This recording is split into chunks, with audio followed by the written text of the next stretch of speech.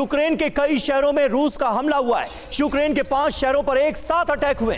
Ukraine के Zaporizhzhia, Odesa पर विध्वंसक अटैक हुआ। यूक्रेनी शहरों पर ड्रोन और मिसाइल से हो रहे हैं हमले।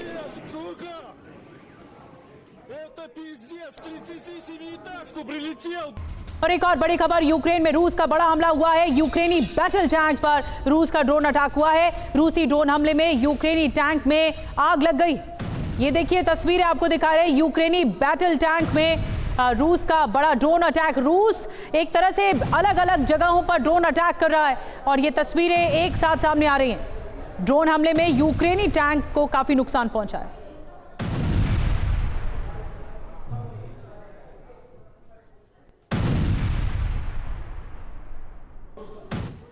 और इस बीच एक बड़े डेवलपमेंट से जुड़ी बड़ी खबर आपको दे दें। रूस ने यूक्रेन पर पलटवार के लिए ऑर्डर दे दिया है। फाइटर जेट से लेकर विध्वंसक हमले करने वाले बॉम्बर्स यूक्रेन की ओर रवाना कर दिए गए हैं। ये अहम डेवलपमेंट हुआ है और इसकी बड़ी खबरें आपके सामने हैं। Tu-95 बॉम्बर 11 इनकी संख्या बताई जा रही है, यानी बड़े डिप्लॉयमेंट किए गए, बड़ी तैनाती की गई है। ये जो अहम खबर है, इससे जुड़ी कुछ और डिटेल आपको हम देंगे। लेकिन सुमित, फिलहाल क्या जानकारी मिल रही है, क्योंकि हम लगातार देख रहे हैं यूक्रेन से अभी हमारे सहयोगी विपिन चौबे भी थोड़ी देर पहले हमें जानकारी दे रहे थे, हमलों का दायरा अब रूस भी बढ़ाता हुआ नजर आ रहा है। यूक्रेन ने जो किया है, जिस तरह से 9/11 की तर्ज पर हमले अंजाम दिए गए, क्या आने वाले वक्त में अब रूस और यूक्रेन दोनों ही जगहों पर रिहायशी इलाकों में हमले बढ़ेंगे? क्या इसकी आशंका है? क्या देखिए, बिल्कुल हमले बढ़ेंगे भी और हमले घातक भी होंगे। अगर आप देखें कि अब रूस का मकसद सिर्फ और सिर्फ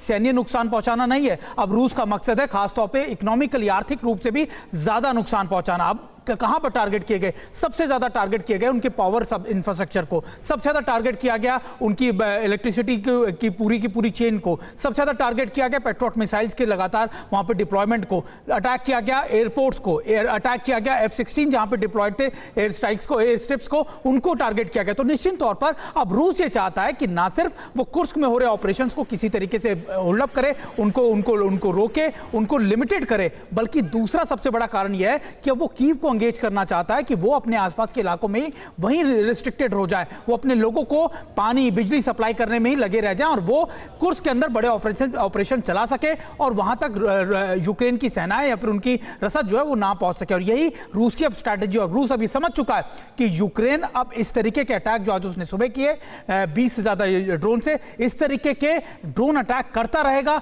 उसको लगातार नुकसान पहुंचाता रहेगा। तो उसके लिए सबसे ज्यादा मुफीद या फिर आप कह सकते हैं सबसे वाजिब चीज यही है कि अब कीव पर टारगेट किया जाए, कीव पर इतना बड़े अटैक किए जाए कि यूक्रेन उससे संभल ना सके। जी, और एक बड़ी खबर और बता दें सुमित कि यूक्रेन के 17 इलाकों में धमाके हुए हैं।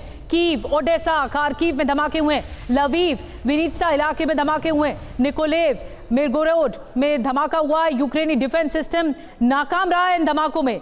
यानी यूक्रेन ने एक अटैक किया और साजिशन अटैक किया, प्लानिंग के साथ अटैक किया, लेकिन रूस ने डबल अटैक कर दिया और इतने इलाके एक साथ दहल रहे हैं यूक्रेन के।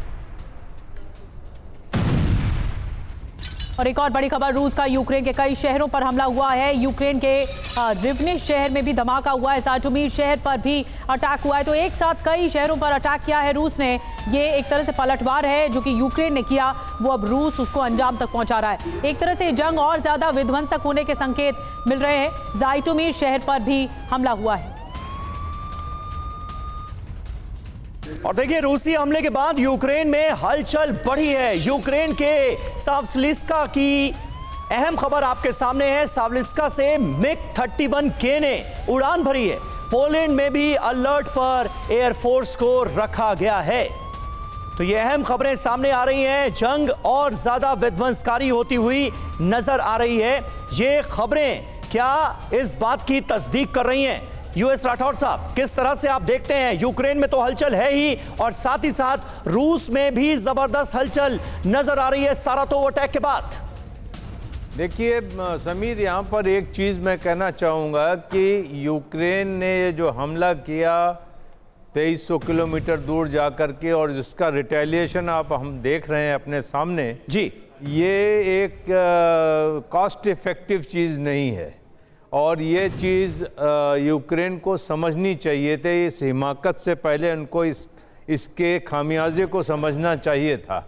वो चीज़ इन्होंने नहीं की। थोड़ी देर की वाहवाही के लिए इन्होंने इतनी बड़ी मुसीबत मोल ले ली, क्योंकि रशिया अभी जिस चीज़ पे आमादा नज़र आ रहा है वो है आने वाले विंटर्स में यूक्रेन को ठिठुरवाना।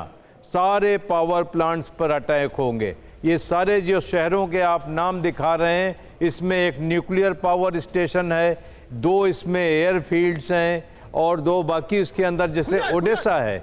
ओडेसा इनका केंद्र बिंदु है जहाँ से ये क्रीमिया और ये अटैक भी जो साराटोप पे हुआ वो ओडेसा से ही हुआ। इसलिए अभी ये जो चीज़ हुई है, बेशक जेलेंस्की थोड़ी देर की वाहवाही जरूर बटोर लें, लेकिन इनकी जो पब्लिक है जिस तरीके की परेशानी से गुजरेगी, मुसीबत से गुजरेगी, वो कॉस्ट इफेक्टिव कहीं नहीं दिखता। बड़ी बात आप कह रहे हैं राठौर सर कि अब देखना होगा कि रूस किस तरह से रिटेलिएट करता है या किस तरह से हमला बोलता है। अभी तक जो तस्वीरें आई, कई शहरों में एक साथ हमला बोला है, ये एक तरह से ट्रेलर भर है।